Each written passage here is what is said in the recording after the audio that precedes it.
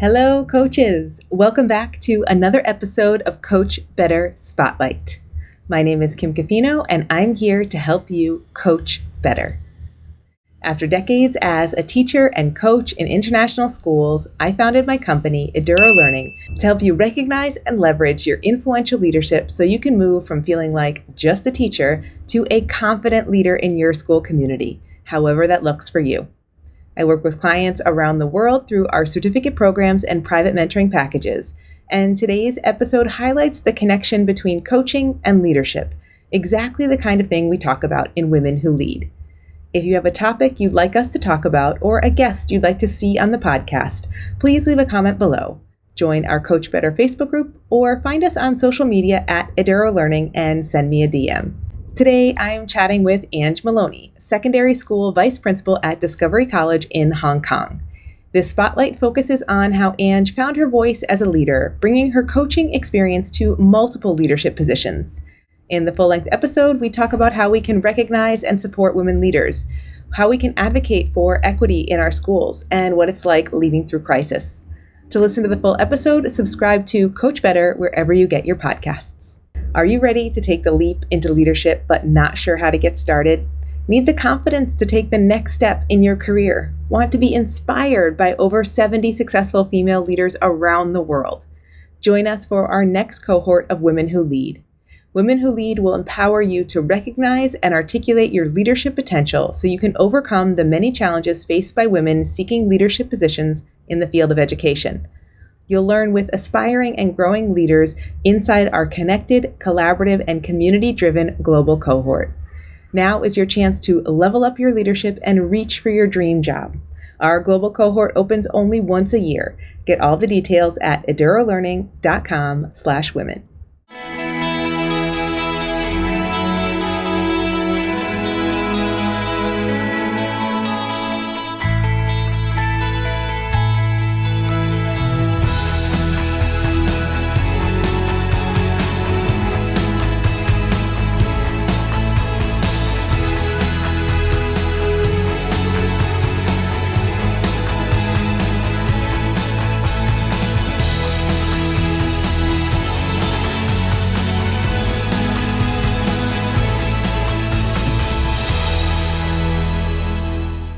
Hi coaches, as I'm editing this video, I am realizing that Zoom did not pick up my camera during this recording, so you're only going to see Ange, but you'll still hear me. I started the call by asking Ange a little bit about her educational background, and then we'll jump into the focus of today's spotlight. Well, I'm kind of one of those teachers who just has always been teaching internationally. I finished my teaching degree in Australia, went to do the teaching in London thing, and just kind of discovered international teaching on the way. And so I've been teaching abroad for since like 2003. So that's ridiculous. That's almost 20 years. Starting out in Bangkok. So I did a long stint in Bangkok at a number of different schools.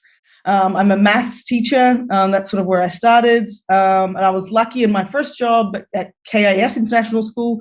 It was at that time, a smaller school growing. So I got my foot in the leadership door pretty early there, just from having a small campus, so I was CAS coordinator and doing some leadership in maths.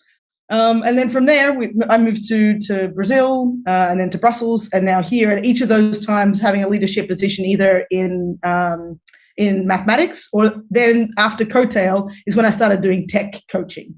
So at that time, it was sort of more just the tech go-to person, but it evolved, I think, through the work that I've done through Coattail into sort of a more of an instructional leadership type tech journey, and then head of department, that sort of stuff. And then I just kind of took a leap for this, vice principal position. I wanted to get into more leadership and step out of the classroom a bit more, step out of math. And my wife at the time sort of said, okay, you can apply for leadership positions. I don't really want to leave Brussels just yet, but I would love to live in Hong Kong. So kind of gave me Hong Kong, and I got a job. So we kind of had to move here. I don't know if maybe she didn't have that much faith in me getting the job, but I did, and we're here. So this is year 3 now in Hong Kong.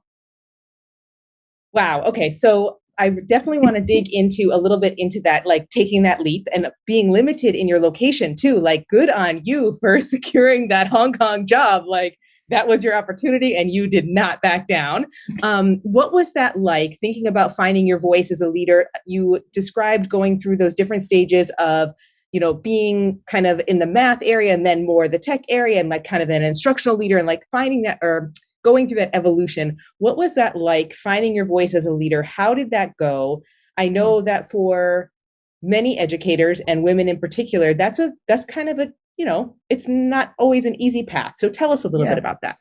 Yeah, I think that I mean, like many other women educators, I did get into it a little later, and I was lucky that I had somebody who saw that in me perhaps before I saw it in myself. So that's something we can talk about later. I think that's a really important way that I can sort of pay back or give back. But I applied for a math teaching job at Graded, the American school in Sao Paulo, and then got a call back, which I thought was going to be sort of a follow-up interview. And it actually was a, hey, would you be interested in leading the maths department?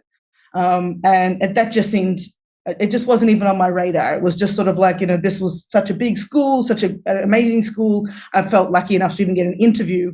But obviously something in that interview, the conversations I had there, they saw something in me and offered me the head of department position. So I came in as a new teacher in Brazil, leading that maths department. And I think it was sort of there that I started to kind of realize, like, maybe I can do this. Maybe I can lead others. I've got some ideas to share. People like working with me. I like working with other people and trying new things. And so it was really that moment. But I sort of saw myself in that sort of small middle leadership kind of position, leading a department. Then I sort of took, a sideways step as the school introduced instructional coaching. I sort of went into that from a tech lens, although it sort of opened up a bit more broader than just technology. So instructional coaching and some curriculum coordination. And then I was on the interview panel for an incoming vice principal in our middle school. And that's another thing that I'd love to talk about as a way to kind of recognize who you might be or how you might fit in as a leader, is being on an interview panel. Because I sort of sat there, I was so excited to be part of this panel. And as they were asking the questions and answering the questions, I started kind of going, I think I can do that. I think I could have answered that question. Or, it always just sort of seemed like there was a pathway and it wasn't my turn yet. And I think that there's lots of different ways that you can sort of get to, I'm a vice principal now, to these positions. And you don't have to, it's not linear. It can kind of go all over the place. So a couple of things there was somebody tapped me on the shoulder. Basically, I took that opportunity. I put my hand up for lots of different things. And then I sat on the other side of interview panels and started to get insight about what are the types of things that leaders need to know and do and talk about and understand. And I realized that I was passionate about all of those things. I was reading those books and doing those things. And I guess I thought that I needed like a diploma, like I needed a master's already, or I needed that thing. And I was working on that, and I didn't really think that I'd start applying for those positions until I had that, which actually was not the case. So, yeah. Thanks for joining us for today's conversation. After hearing Ange talk about her journey to leadership, are you thinking that you're ready for the next step too?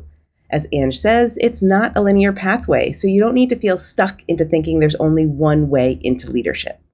If you're ready to embrace your leadership potential and start working towards a formal leadership position, join us for the next global cohort of Women Who Lead.